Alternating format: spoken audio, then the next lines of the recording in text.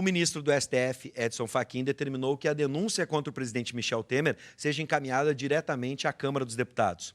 Ontem, Temer rebateu a acusação da Procuradoria-Geral da República. Ele desqualificou a denúncia do procurador Rodrigo Janot e disse que não há provas que tenha recebido dinheiro de propina. Na denúncia, Janot sustenta a acusação com o flagrante do deputado Rocha Loures recebendo dinheiro e a conversa gravada por Joesley Batista. Sobre este assunto, nós vamos conversar com o advogado especialista em direito eleitoral, Lucas Lazari, né? E o advogado e doutor em direito, Ricardo Giuliani. Sejam bem-vindos. A gente estava vendo, aí tem fritura, né? E tem muito óleo, né? Gente... Essa queima a panela. Essa queima, torra o filme de todo mundo. A partir do que disse o presidente de que não há provas, a imagem de Rocha Loures com a mala de dinheiro, a conversa gravada do Joesley, que os técnicos disseram que não teve adulteração, não são suficientes como provas? Professor? Não, deixa eu dizer o seguinte, ó. Eu tenho o defeito do advogado, né? Eu procuro sempre olhar para o lado da defesa, né? Existe uma característica no Brasil atual, é que o direito não vale para mais nada, sabe? Tudo aquilo que eu estudei, né, em termos de processo, não vale mais nada. E direito é puro bom senso, né? Tu pega, por exemplo, o que aconteceu no TSE, que eles foram absolvidos por excesso de provas, alguma coisa não tá bem, né? Alguma coisa não está bem. O direito ele tem essa característica, quando ele agride o bom senso, né? Quando ele agride aquele padrão mínimo da convivência, algo de errado existe, né? Então, tu pega, por exemplo, Sua Excelência, o presidente Loei, fala assim, né, da República Loei, né, detonou o Joel Wisley, esse aí, né? Detalhe, esse bandido notório, aquele que ele recebeu à noite no palácio. Então, existe uma agressão, né, aos fatos. Esse é o problema da fala do Temer e do comportamento do Temer. Sim. E a estratégia, eu não posso dizer que o presidente da República usa uma estratégia burra, estúpida, evidente que eu não vou dizer isso. Então, ele usa uma estratégia chamada de matar cobra. Sabe matar cobra? Aquelas brigas de... Sim, fecha a mão aqui, dá isso, e sai dando. Então, ele vem... O primeiro ato que ele comete é o de buscar a perícia na fita. Como ele não sabe o que tem na fita, que ele chama de fita, porque ele é antigo como eu, trata-se de uma gravação digital. Acha que é um cassete. Não tem fita, né? Ele tenta desconstituir a fita in limine, desde já. Ou seja, ele produziu a prova contra si mesmo. Porque a tal de fita que comprova que ele recebeu o bandido notório na sua residência na calada da noite, como na calada da noite já havia recebido Eduardo Cunha para acertar o impeachment da dona Dilma. Não é verdade? Ele gera a prova que ontem, de uma maneira absurdamente ridícula, extemporânea, tenta desconstituir como discurso. Do ponto de vista do direito, eu te diria o seguinte, ó, o que nós chamamos de indícios de materialidade, indícios de prova, já é suficiente para que o processo de investigação se desenvolva. Sim. E ele só pode se desenvolver no Supremo Tribunal Federal. Então, há indícios, sim, de autoria e de materialidade, sim. Há provas cabais se aquela mala embarcou naquele jatinho da FAB e chegou no lugar onde todos sabem que chegou? Não. Então, esta é a nossa fase. Sim. É a fase do juízo político que a Câmara dos Deputados deverá fazer, no sentido de autorizar a investigação criminal que se estabelece pela primeira vez na história da República contra um presidente que cometeu crime durante o exercício do mandato.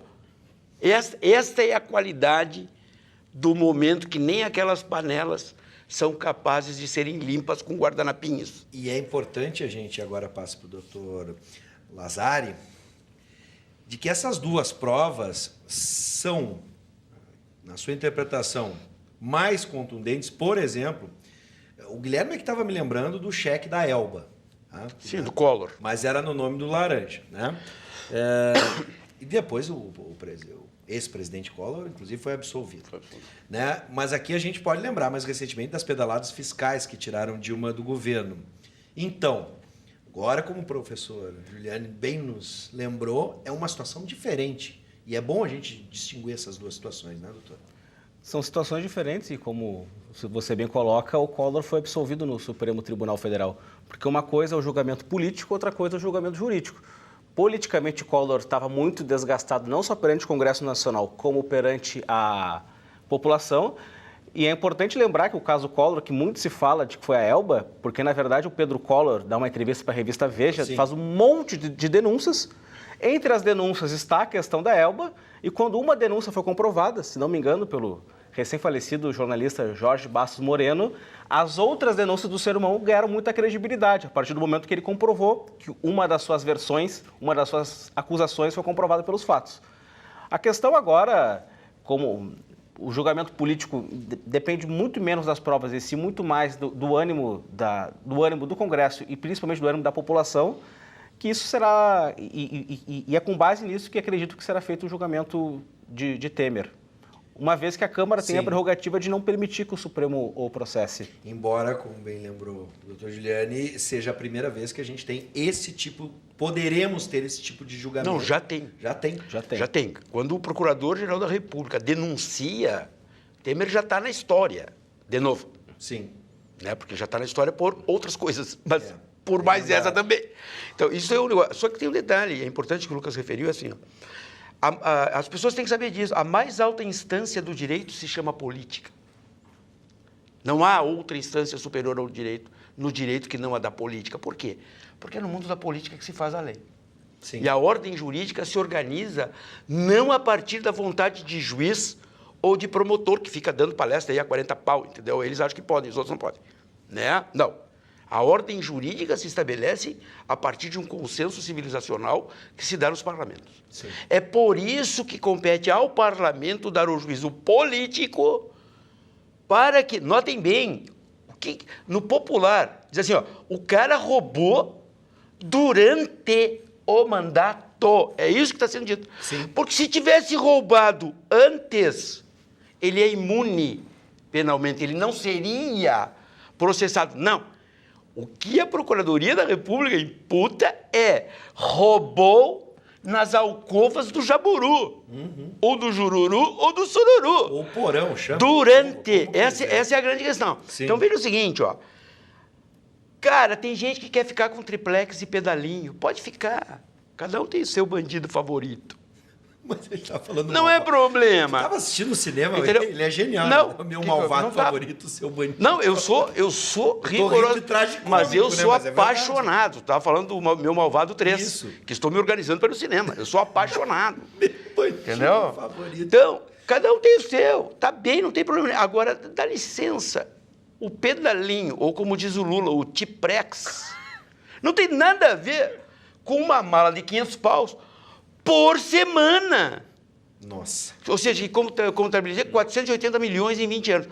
Veja bem, o que a Procuradoria da República faz é sair do mundo da responsabilidade política, que é o que gerou o impeachment, golpe, do meu ponto de vista, lá atrás, por injunções políticas, que são decorrentes de crime de responsabilidade, e agora nós estamos na parte especial do Código Penal brasileiro. Sim. Essa é a questão. Bom, eu vou pular a parte da estratégia do Temer, que já foi, Mata-cobra. né, do mata-cobra. Quem não sabe, o mata-cobra, o maloquerê. Maloquerê, é essa aí. Era com a mão fechada, assim, o cara dava sai nas dando, costas. sai dando. Sai dando, dava dando nas costas, né? Isso aí. Eu vou pular e vou para uma análise dos dois agora, da situação da Procuradoria-Geral da República. Rodrigo Janot vai deixar o cargo e Michel Temer deve nomear o sucessor. A gente estava discutindo aqui antes do quadro de cinema, bom, houve uma votação, né? A votação indicou um, mas nesse caso, me corrija se eu estiver errado, indicou 3, né? Mas um foi o mais votado. Isso. Existia a preferência do presidente, que era pública e notória, de certa forma, e que não foi a escolhida, né? Não foi a mais votada. Isso. E aí, me corrija se eu estiver errado. Essa votação é simbólica? Porque, no final das contas, quem vai dar o canetaço é ele tem condições. Como é que a gente pode analisar essa substituição, essa troca? Esse é um debate interessante e fazendo essa situação em que o presidente foi recentemente denunciado, possivelmente haverá um processo contra ele de responsabilidade do procurador-geral, é um debate que ele é feito, portanto, perante uma conjuntura. Eu não sou favorável, como muitos são, de que o procurador-geral tem que ser necessariamente eleito pela categoria, porque a Procuradoria-Geral não tem que ser um órgão de classe. Procuradoria-Geral tem que ser um órgão da sociedade brasileira. Sim. Então, e o presidente da República, que não é o caso atual, mas que em tese é alguém eleito majoritariamente pelo povo brasileiro, ele deveria ter o direito de escolher quem ele quisesse mediante uma lista tríplice. O que acontece nos estados. No Rio Grande do Sul, o governador, entre os 3 mais votados, escolhe o da sua preferência. Sim. Mas na Procuradoria-Geral sequer é preciso escolher um que está na lista ali. Ele tem a prerrogativa total de escolher quem ele quiser. Eu não vou dizer que é totalmente simbólica, porque pelo menos cria-se um constrangimento de não indicar um mais essa votado. Palavra constrangimento, eu não sei se vai... Não existe. O pudor não terminou, existe, né? Depois de uma entrevista, uma declaração do presidente desse jeito, tu acha que alguém ainda vai ficar constrangido? Não tem. Deixa eu dizer o seguinte, ó, eu quero te roubar uma frase que eu acho que é a mais importante que a gente tem que marcar. O Brasil virou refém das suas corporações. A Procuradoria da República é tratada como um grande sindicato. A penúltima eleição que houve no Tribunal de Justiça do Rio Grande do Sul, um desembargador levantou essa bandeira, dizendo que a alta administração do Tribunal de Justiça tinha se transformado numa longa manos da júris. Isso é verdade. Isso é um debate que a sociedade precisa fazer. A sociedade está refém das suas altas corporações. Então, isso é um tema, né? Legalmente, no Rio Grande do Sul, existe uma ordem que prevê este modelo de escolha, né? Em nível federal isso não existe, né? Mas o tema não é esse. Desculpe, mas o tema não é esse. Por favor. O tema é, cara, goste eu ou não goste, esse cara é o presidente do Brasil. Então ele tem a prerrogativa de exercer e a exercerá, enquanto o presidente for. Qual é o problema? Que há 3 semanas atrás, este mesmo cidadão que ocupa a presidência da República, trocou 2 ministros do Tribunal Superior Eleitoral e quem botou tudo na lata do lixo não foi o Temer, foi o Judiciário. Sim. Porque a decisão foi do Judiciário. Uma proposta de pacto de uma via só. Que ninguém sabe o que aconteceu ali. Então, Temer indicou 2 juízes, onde há previsão legal para tanto, e os 2 juízes o absolveram. Sim. Foi o Temer o culpado por isso? Não. Foi o Poder Judiciário. Então, assim, essa história de demonizar só o Temer não dá. Este inferno tem vários atores e alguns usam capa preta. Sim. Nós temos que... E falam de uma maneira que ninguém entende e que ninguém compreende, mas articulam melhor do que muito deputado lá na Câmara dos Deputados. Não sei se isso te constrangeu também de alguma forma, mas a proposta do ministro Gilmar Mendes em propor um pacto nacional onde ele mesmo propôs e ele mesmo decidiu esse pacto. Sim. Ele não consultou absolutamente ninguém se as pessoas queriam esse pacto. Não, o Gilmar é um falastrão. O Gilmar Mendes é um falastrão. Basta ver os debates de Gilmar Mendes com o Joaquim Barbosa. Não me trate como seus jagunços. Que esse Joaquim Barbosa no plenário do Supremo Tribunal Federal. Então, assim, essa história de que esses caras são a fina flor da ilibação e da defesa do interesse público brasileiro, não é bem assim. Detalhe, onde estão os estampidos das panelas? Onde? As consciências calaram? Ou vamos deixar para o Gilmar, para o Temer e para esta camarilha que tomou conta? Então, nós, sociedade, desculpem, somos responsáveis por essa letargia, entendeu? Que nos consome numa surdez, né? Que ela é civilizatória. Então, entende? Então, quando o cara vai escolher a segunda da lista, que seja a segunda, o primeiro ou o 8º, é a mesma coisa. Eu só quero te mostrar uma coisa, não sei se conseguem fechar aqui, mas essa era a última pergunta e tu já respondeu, né? Mas escolhe outra agora, eu quero responder outra. Tu não respondeu, tu colocou a pergunta antes mesmo de eu fazer e a pergunta, na verdade, não é para vocês. A pergunta é para a população brasileira. Está aqui na 1, aqui a pergunta 7. Por que não houve panelaço? Porque já houve o cumprimento da função social do panelaço. Sabe qual foi, né? A número 7, a última. Por que não houve panelaço? Tu sabe qual é a função social do panelaço? Sabe qual foi? Qual? As madames ficaram sabendo onde é que ficavam as panelas em casa. Porque não sabiam onde elas ficavam. Com panelaço localizaram. Vai dar problema. Falando sério. Não, falando machismo sério. aí. Não é machismo.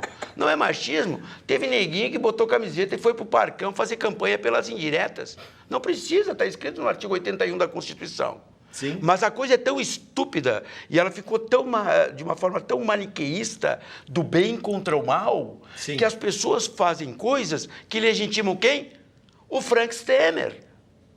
Entendeu? Isso eu pelo É uma menos pena penso que é um isso. problema na política a gente enxergar entre o inimigo e o amigo. Esse é o entre bem e problema. mal. Para finalizar, que a gente Diz tá pra ele, chegando senão no só eu final. vou falar, né? Não, os dois são convidados para falar. Eu gosto muito de ouvir o Juliane. Não, eu também gosto. O Lazari sabe bem disso e agora vai me responder o rito. Como é que vai funcionar agora? Qual o rito que segue a partir de agora, com a entrega da denúncia de Janot, ou das denúncias, né? Das denúncias, fatiou. é. É interessante que a Constituição dá ao presidente que supostamente é uma garantia, mas que me parece um pepino para ele. Enfim, eu sei que tem gente que discorda, mas me parece que essa votação na Câmara é um pepino para ele, porque vai criar um fato político gigante. Qualquer outro cidadão, quando é denunciado, os deputados já tiveram essa prerrogativa, mas hoje não tem mais, o Ministério Público oferece a denúncia, a defesa se manifesta e o Judiciário decide se vai ou não prosseguir com o processo. O processo, antes de começar, ele tem uma fase preliminar, digamos assim. Sim. Só que o presidente tem a prerrogativa que, antes de apresentar sua defesa, a Câmara se manifeste, porque, em tese, é uma prerrogativa para os deputados poderem sustar o processo antes do processo iniciar. Qual é o problema? Vai ter que ser marcada uma sessão, os deputados vão ter que ir à tribuna votar um a um, ou seja, tudo igualzinho ao impeachment. Cada um vai lá oferecer pela mãe, pelo pai, tal show, e ele vai ter que ter os ele não precisa de 172 votos, ele precisa que 172 deputados não votem. Então, voto não, ausência, abstenção, é voto a favor do Temer. Ou seja, essa sessão vai ser marcada, se a Câmara autorizar a abertura do processo, e aí a defesa do Temer vai ser chamada a apresentar sua defesa nos autos, marcada uma sessão do Supremo, aí mais uma Supremo televisionado. Sim. Para o Supremo decidir se abre ou não abre o processo. Abrindo o processo Supremo, que eu acho, não acredito que exista prazo só se acelerarem muito para isso acontecer ainda esse ano. Ele deseja acelerar, porque alguma das conjunturas que eu estava vendo é o seguinte, de que ele deseja acelerar para afastar um pouco do período eleitoral. Isso. Que ele deseja acelerar porque ele acha que hoje tem a maioria... Tem voto. Claro. E seja, vota isso logo, porque quem conhece um pouco de política, e isso aí. e ele conhece voto. muito bem, cada dia que passa, a crise, a gente não sabe como as crises andam. Ele está derretendo. Essa é a jogada, ele está derretendo. Então, se o juízo político for dado rapidamente, ele consegue rearticular na cabeça dele, Sim. até que a Polícia Federal apresente a foto daquela mala entrando no jatinho da FAB. Porque esse é um outro problema dos caras. Eles acham que está tudo ali. Não está.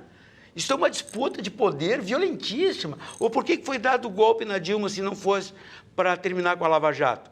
Foi por isso que foi dado o golpe. Sim. Foi por isso que foi a piada do poder. Detalhe, eles só não contavam com as coisas que eles faziam. Entende?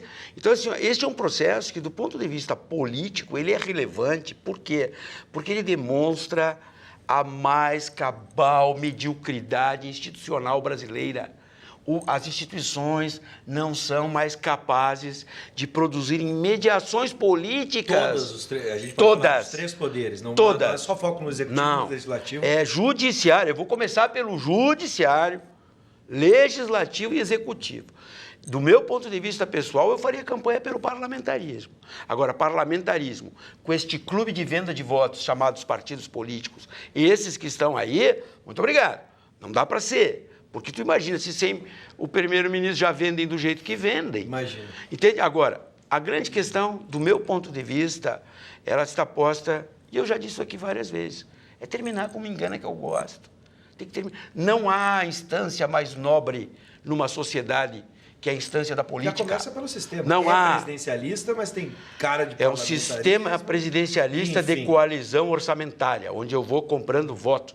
Só para tem que terminar com isso. A minha grande dúvida nesse processo todo é até onde vai a lealdade do Rodrigo Maia ao Michel Temer. Porque o primeiro da lista para assumir é ele durante os 180 dias, caso ele venha a ser afastado. Se for admitido o processo criminal, 180 dias. Isso. Agora, se o Temer tiver um ataque de renunciá-lo-ei, 30 dias. Chega de 30. mesóclises que eu já tô ficando... Né? Renunciá-lo-ei. Lucas, doutor Lucas, sempre é um prazer recebê-lo. Prazer, Bives. Está em casa. Juliane, ninguém duvida mais de quando estiver aqui que está em casa, tá? Pode Não, pôr o tô pé em na casa, mesa, tô tá? em casa, não Pode tem pôr o pé problema. na mesa. Até cafezinho ganhei hoje. Foi muito legal, muito legal. Hoje foi bom. Tá bom. Muito bom. Sempre é bom recebê-los, tá Obrigado, bom? obrigado. Semana que vem o Guilherme promete brioches. Tá? Ah! Pois é. Pobre da Diga ao Maria povo Antonieta. para comer brioches, tá bom? A gente já ouviu isso na história.